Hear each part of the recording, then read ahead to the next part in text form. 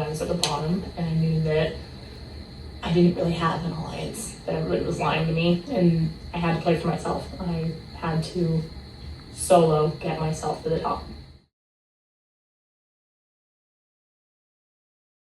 I'm Sarah Campbell. I'm best known for being the first female winner in Big Brother. I won in Big Brother Legends, got first place, and then I was runner-up in Rebirth. Looking back, with your thoughts on the 3-season run, what are you most proud of?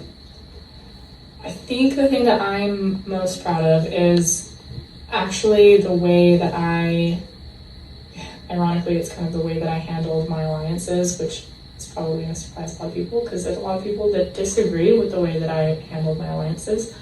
But I feel like in Big Brother, it's very essential to be extremely aware of the strengths of the individuals that are in your alliance, because eventually you have to go up against them. And so the thing that I'm the most proud of is that I wasn't afraid to cut my alliance members when I needed to before they cut me. What are some of your favorite moments you experienced when playing the game? My favorite actually was when I got to,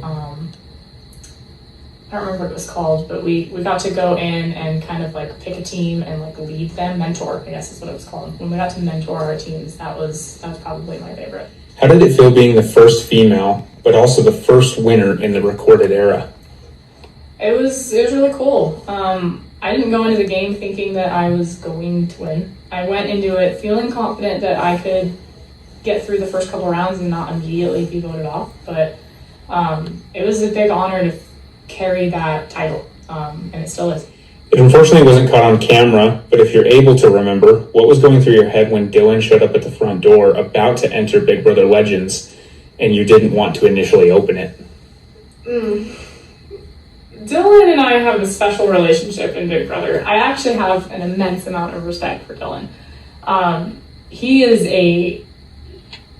is crazy charismatic and charming, and he has this way of coming into the room and just making everybody trust him. And that's a big red flag for my game, because I already don't know how many alliances I have, and I don't know who's being honest with me. And when Dylan showed up, it was like, well, damn, any control that I did have over this game is probably gone, because I know how good he is at charming people, and I know how good he is at like telling people like, yeah, it's okay, I got you, and just making them fully believe it. And sometimes he did have them. He's very honest sometimes when he plays as well, which is dangerous. But I had been in an alliance once with Dylan where it worked really well, and I was in an alliance once with Dylan in a different game where at the end of it I was like, I didn't have the gall to try to take him out. I didn't have the guts to try to fight against this charm, this good player. And I didn't want to make that mistake again. And so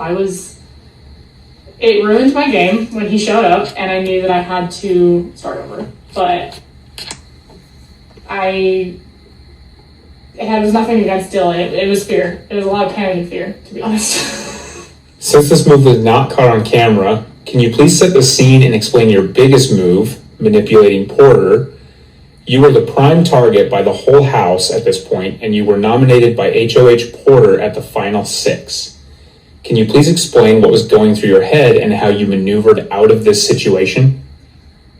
Yeah, so that was a tricky part of my game. Maybe I got a little overly emotional about it. In fact, I think I did. Thanks. You want her? Yeah, I love her. So happy for you. Thanks. Yeah. Okay.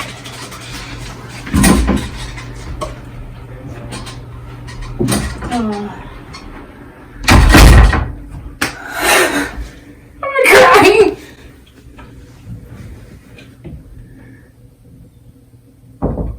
What's up? What do you want? Hi. What do you want? What do I want? What do you want? I just want to say I'm sorry. Okay? Yeah, just wondering where this game's going, that's all. Yeah, I guess we'll see. Okay. It's gonna be a surprise. How about that? Good luck. It's a surprise. Piece of shit.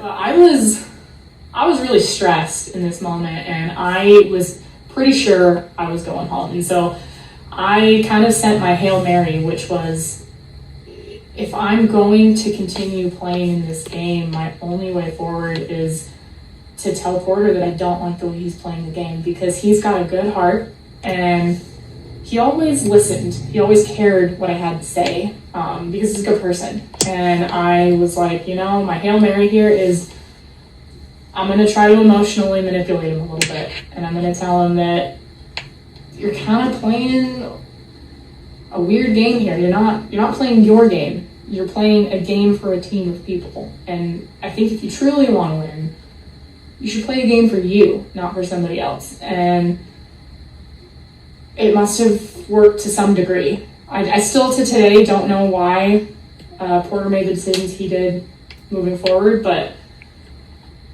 I stayed. I didn't go home. It was still fun to go to his wedding though, huh? Yes. Since this move was not caught on camera, at the beginning of Big Brother Legends, what prompted you to hide, and this is a very genius move on your part, what prompted you to hide that last puzzle piece in your sock?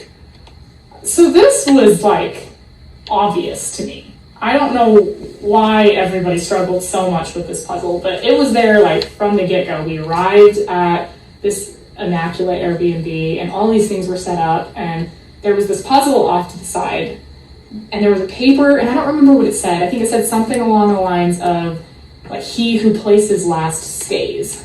And everybody took that as meaning places last in the game, whoever was voted out first is going to somehow come back. And nobody really cared to, do much with the puzzle for a long time, and people picked at it here and there, and I immediately knew it means whoever places the last puzzle piece. And so I took a puzzle piece off the table when nobody was looking, and I just kind of stuffed it up my sleeve and just held it in my arms and waited until no one was looking, and then I put it in my sock so that I would have it when the puzzle was done to place the last piece of the puzzle in hopes of an advantage, and turns out I was right. Who's your favorite player to play with? Oh, that's a really tricky question. That's a dirty question. Oh my goodness. I have enjoyed my time playing with pretty much everybody. In fact, I don't even know if I could really name one person that I didn't to some degree enjoy playing the game with.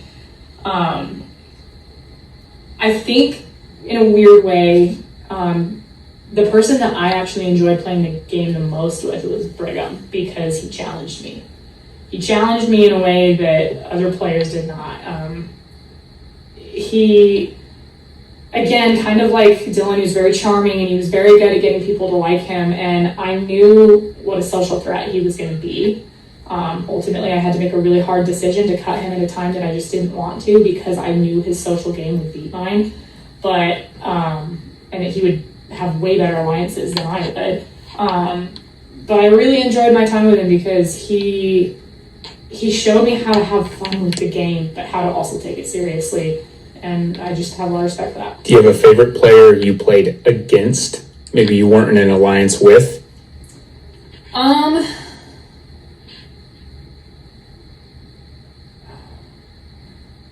That is also a tricky question. I feel so Big Brother is a tricky game because everybody wants you to think that they're on your side. And to this day, I still struggle to know how many of my alliances were real and how many of them were not. There's a couple that I know for sure, we may not have had the numbers, so I can't really join your alliance, but there were some people that were really, really good at lying to me and completely fooled me into thinking that we were alliance members. And so I feel like I kind of was in an alliance at some point, whether big or small, with everybody to a degree. I feel like my favorite person to play against that I was just never really in a tight alliance with is probably Gene, because he's just such a loose cannon. I never knew what he was going to do. I never knew what he was going to say. And I really could never tell if I should take him seriously or not, because he was just this goofy, happy to be there guy, but somehow he was never sticking with the plans that I thought that we had laid out. And it was kind of frustrating sometimes in the moment to try to figure out where he's at and wrangle him back in, but I really enjoyed playing against him because it just kept things crazy and kept me guessing, kept me on my toes. She seemed really upset. What do you think the nominations are going to be? Proud. When Porter's done talking to Sarah, Yeah. I might hide in here. Honestly. I also really enjoyed playing against Kobe. I was supposed to be in an alliance with Kobe, and I destroyed that. I got in my head that he wasn't on my side, and he 110% was. He gave me no reason to judge him or to think that he wouldn't be on my side, and just his presence and the sheer fact that he is such a strong player in the game gave me so much anxiety when he walked in that I self-sabotaged that alliance. And looking back, I really wish I hadn't done that, but I enjoyed playing the game with him and seeing kind of a master at his work. You have any lasting messages for the host? Yeah, I do.